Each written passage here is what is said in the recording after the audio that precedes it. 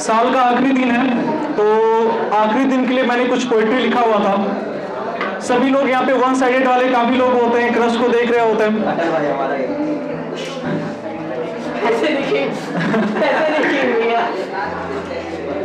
तो उसी अकॉर्डिंग मैंने लिखा हुआ था कि ये साल भी बीत गया तेरी याद में, ये साल भी बीत गया तेरी याद में, बस तू ना आया इतनी फरियाद में।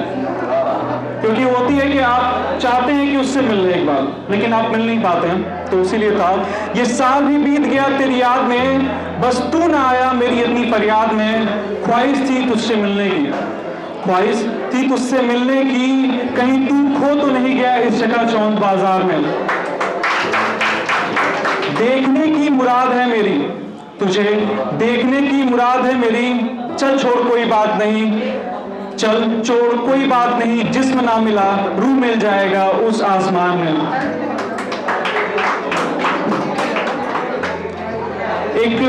मैंने एक लड़की को देखा हुआ था, वो काफी परफेक्ट टाइप दिख रही थी।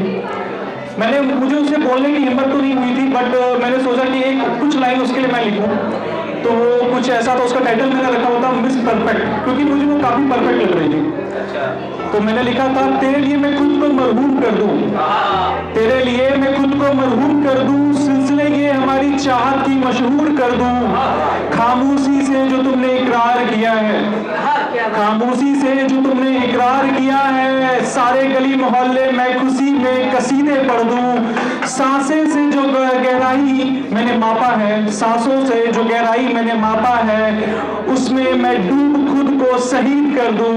बेगानों के शहर में हमदम जो हम हुए हैं, बेगानों की शहर में जो हम हमदम हुए हैं, उसे मैं अपनी गुफ्तगू से फितूर कर दूं, उसे मैं अपनी गुफ्तगू से फितूर कर दूं। नामुराद ये समझते नहीं हैं, नामुराद ये समझते नहीं हैं, तेरे होठ के रसीले जाम की शाम को मोहब्बत करूं या खुद को यूं ही बदनाम कर दूं।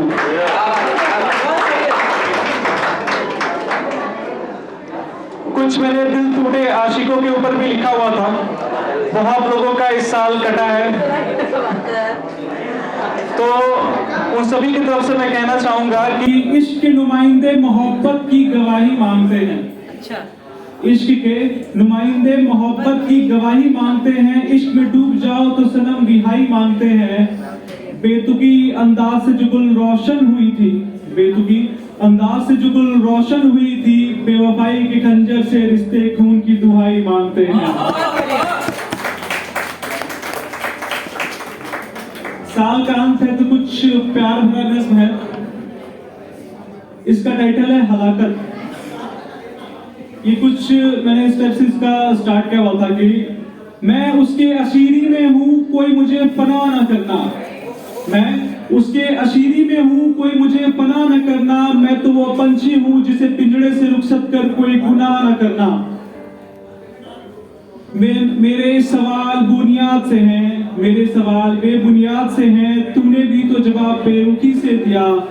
समस्या का समाधान हो सकता था, तूने भी तन्हाई में अकेला छोड़ दिया।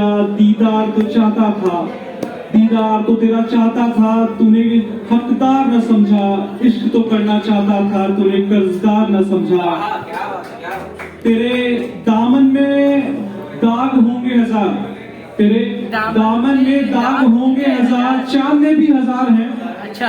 तेरे दामन में दाग होंगे हजार, चांद में भी हजार हैं। मेरे रूह में भी कमियां हजार होंगी, सुनार का कचरा भी तो बिकता हजार है। बहुत बढ़िया, बहुत बढ़िया। कुछ बेवफाई के ऊपर है। एक होता है ना कि एक पेज आता है जब आप खड़े होते हैं, दूसरे वाला आपकी लड़की को लेकर चला जाता है, आप उसको देखते रह जाते हैं कि अरे यार क्या हो गया, वो तो सामने से मेरी बंदी लेकर चला गया। तो उसको मैंने लिखा हुआ था, ये जो दीवार के बीच दरार है, ये जो दीवार के बीच दरार है, वो हमारी दूरियां बताती है। मैं तुम्हें किसी और की बाहों में देख कर के भी चुप हूँ। ये जो दीवार के बीच दरार है, वो हमारी दूरियां बताती है। मैं तुम्हें किसी और की बाहों में देख कर भी चुप हूँ। कमबख्त ये मेरी मजबूरियां बताती हैं। चाहूं अगर मैं तो तुझे उस बुज़दिल से चुरा लूं, चाहूं अगर तो मैं तुझे उस बुज़दिल से चुरा लूं।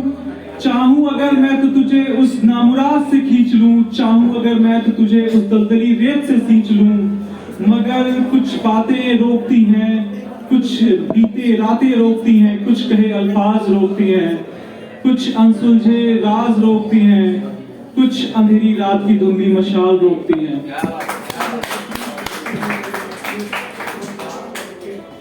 मैंने अपने पापा के लिए लिखा हुआ था, क्योंकि मेरे पापा जो है अपने लाइफ में काफी ज्यादा स्ट्रगल किए हुए थे। स्टार्टिंग में जब मैं ऐसे कोई भी ऐसे रिश्ते फैमिली से बिलोंग नहीं करता था, ना करता हूँ, वैसे मीडियम क्लास हूँ, तो मेरे पापा ने बहुत ज्यादा संघर्ष किया हुआ था। वो क्या करते थे ना, वो पहले उस टाइम में 5 रुपए में वो चूल्हा बनाते थे। वो चूल्हा जो मिट्टी का होता है ना, वो चूल्हा 5 रुपए में बिकता था। तो मेरे पापा धूप के नीचे वो चूल्हा बनाकर बेचते थे स्टार्टिंग में, और आज मैं वहां से यहाँ आ गया। उनका संघर्ष है सारा कुछ, तो मैंने उनके लिए लिखा हुआ था।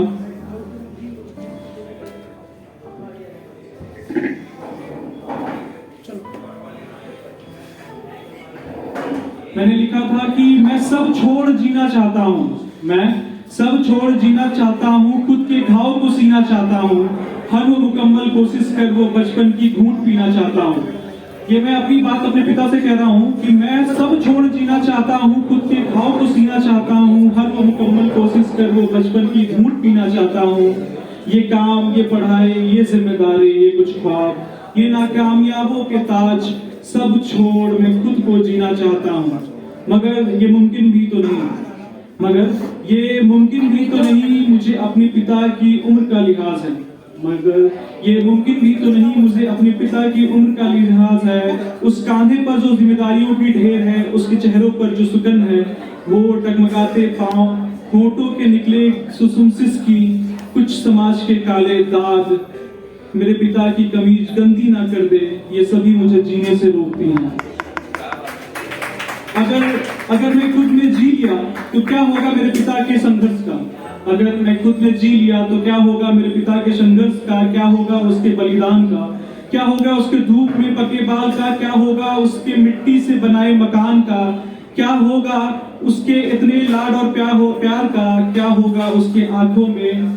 क्या होगा उसके आंखों की नमी जो चिलचिलाते धूप की तेज में चंद पैसों के लिए मेरे ख्वाब के लिए कमाए थे? क्या होगा उनके सम्मान का?